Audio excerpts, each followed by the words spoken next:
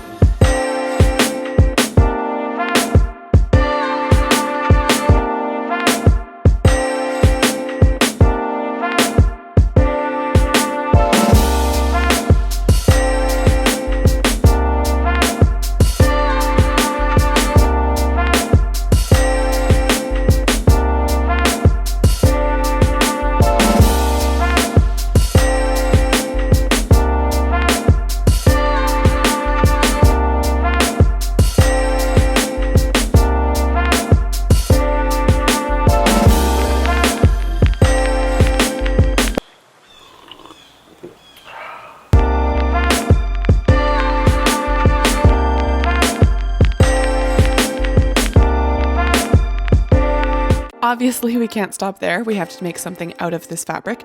So I cut out a front and back piece out of the linen, and we're going to be making a dress. I've included full sizing and dimensions in a blog post below, but first I cut out a front and back piece, tracing around a shirt that I already own. Once you have your front and back piece cut out, we will start by sewing them together with a straight stitch along the shoulders with the right sides touching. Using a dress shirt that I already owned, I traced out 2 sleeve pieces to go onto this dress. I open up the shirt so that I'm looking at it from above, and then fold that sleeve in half so I can align it symmetrically to the top shoulder seam. I take those 2 pieces, line them up, open up the sleeve, and start pinning all the way down the 2 sides. When you have your sleeve all pinned up, go ahead and sew those together with a straight stitch. Along the center back, I cut a 2-inch slit downwards to help it get over the head. And on the sides, go ahead and sew that down, making sure that you start at the armpit so that the seam at the armpit is completely aligned. Next, I took a rectangle that was 14 inches tall, 54 inches wide, and I sewed it right sides together along the raw edge to make it into a tube. I took a strip of lace that was the same length, sewed that into a tube as well, and then pinned the 2 layers together all the way around. Go ahead and sew those 2 together along the top edge with a straight stitch. Flip that tube onto the top of the dress that we've made thus far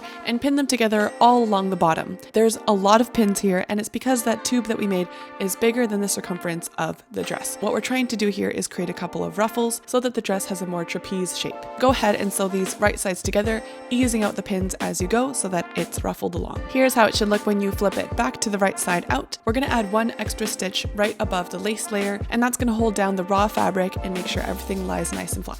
Along the bottom edge of the dress, I add some more of that same lace, ruffling it as I go so that it has a little bit of a ballooning shape. The neckline should be finished off with some matching bias tape. I unfold the bias tape down the middle and sew with a straight stitch down the middle of the bias tape, going all the way around the neckline. Once you make it all the way back to the other side of the back slit, cut off the excess bias tape, tuck that bias tape inwards, and then sew that with a straight stitch all the way around the neckline once more to finish it.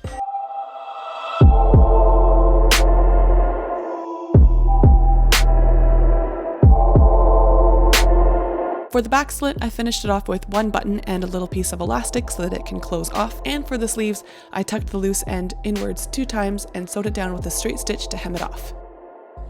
If you like this video, let me know, and if you haven't already, subscribe. I upload a new tutorial every week. Many thanks to Chrissy at Sparkbox Studio, who was my sensei on how to stamp print fabric, and also thanks to Burt's Bees for making this whole thing possible so that I could spend a day crafting and printing fabric. I'll see you all next time. Bye!